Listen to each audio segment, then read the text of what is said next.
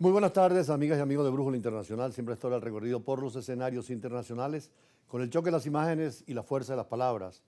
Hoy precisamente una persona que utiliza mucho la palabra, porque además es psicólogo, es escritor, John Aispurua, a quien hemos tenido otras veces acá, pero está en el exterior. Ese reencuentro con el país y estos días que estuvimos en presentación de libros, ¿cómo ha sido? Bueno, Julio, lo primero, permíteme que te salude a ti, a esa vasta audiencia que es tan fiel contigo a lo largo de los años. Me permite saludar a mucha gente que en estas semanas que estoy en el país no he podido de manera presencial, pero agradecerles pues a todos los amigos que me han llamado y a tanta gente amiga que uno conserva a pesar de la distancia geográfica y el tiempo. Además, me imagino que muchos de los televidentes al escuchar la voz te identifican con esos programas permanentes de radio donde hay literatura, psicología, filosofía, historia, Sí. economía, política, diplomacia, de todo. Sí, incluso ahora que estoy temporalmente residenciado en España, me he llevado la sorpresa de una buena cantidad de gente que me sigue allí, los programas, igual que a muchos otros locutores y presentadores venezolanos, porque hay una relación, tú la conoces muy bien, entre España y Venezuela que está más allá de circunstancias ocasionales, ¿no? De hecho, tú mismo tienes doble nacionalidad con Sí. muchos españoles o portugueses o italianos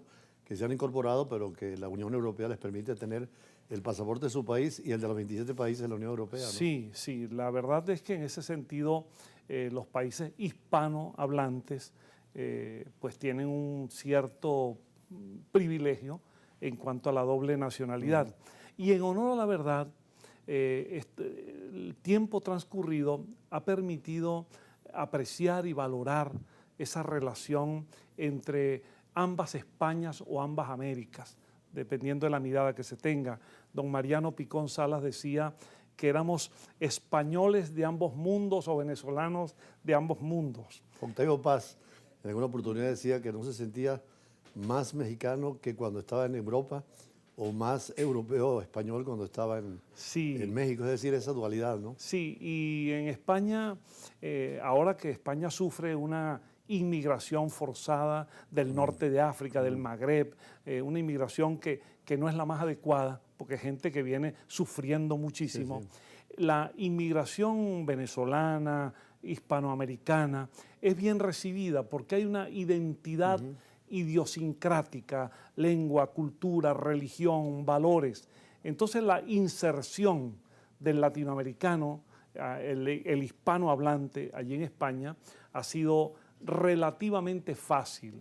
Y muchos estudiosos de la situación de la inmigración en España sostienen que sin discriminación alguna hay que darle un punto de privilegio al que viene de la América española, porque la integración por el idioma, por la tradición, por la historia, la cultura, facilita esa relación. Y las constituciones de esos países, como el de España, recoge precisamente ese precepto de facilitar la nacionalidad cuando hay ese vínculo de sangre.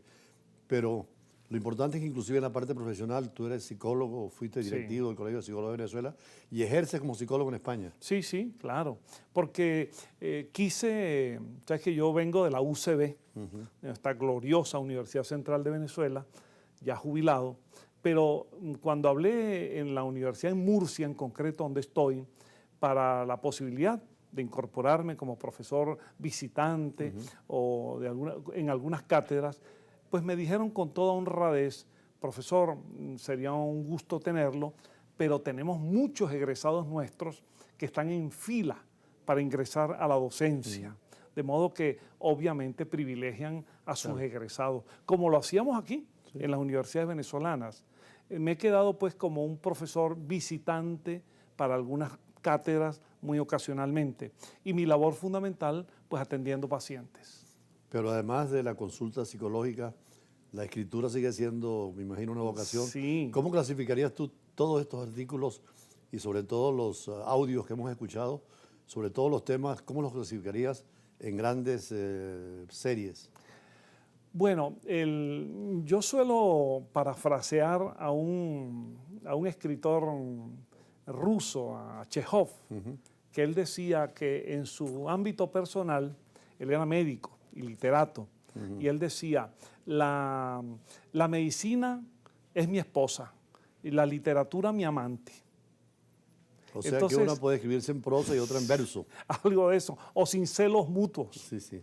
Y yo suelo escribir con regularidad para algunas revistas, sigo cultivando el tema histórico, y de paso, la Academia Alfonso X de Murcia, muy prestigiosa, donde ya estoy integrado, me ha pedido que el próximo año escriba un libro que relacione que hay algunos puntos en contacto, la historia de Murcia con la historia de venezolanos, en el sentido de algunos que fueron para allí y mucho murciano que vino desde los procesos de la colonia, que vinieron a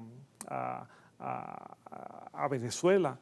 Y por eso me han pedido un primer libro publicado ya por la Academia. De modo que estoy en eso. Estoy siempre en la actividad profesional para ganarme el sustento con el sudor de mi frente y al mismo tiempo cultivar el mundo de las letras, que personas como tú, como yo y tantos que nos ven saben que es nuestra pasión. Alguna vez decía de Roy Blanco que también había él que se ganaba muchas veces con el sudor de su lengua, los versos, la poesía recitada en tantas partes y escrita. Sí. Pero esos programas que siguen oyéndose acá en Unión Radio, ¿cómo los clasificarías? ¿En qué áreas? Bueno, tú sabes que mis dos programas tenían dos direcciones, dos ejes fundamentales. Valores del Espíritu, yo lo presenté como un programa cultural en general, pero llegó un momento en que, perdónenme la expresión, yo me especialicé en el análisis literario. De hecho, llegué a analizar más de 400 obras de la literatura universal. Analizar un libro no es narrarlo, no es decir la trama, el relato, no. Es analizar, dar el contexto histórico, dar el contexto biográfico del autor y luego darle al oyente las claves del libro para que luego como lector le sea fácil llegar a él. Mis programas nunca fueron concebidos, y no lo son, concebidos para sustituir el placer de la lectura directa. Eso es insustituible. Yo siempre le digo a mis oyentes, ustedes pueden oír aquí un programa de Valores del Espíritu, ustedes pueden oír la montaña mágica de Thomas Mann, pero nada les va a quitar el placer de leer al autor. De modo que esa es una dirección fundamental de tipo literario, con todo el contexto analítico.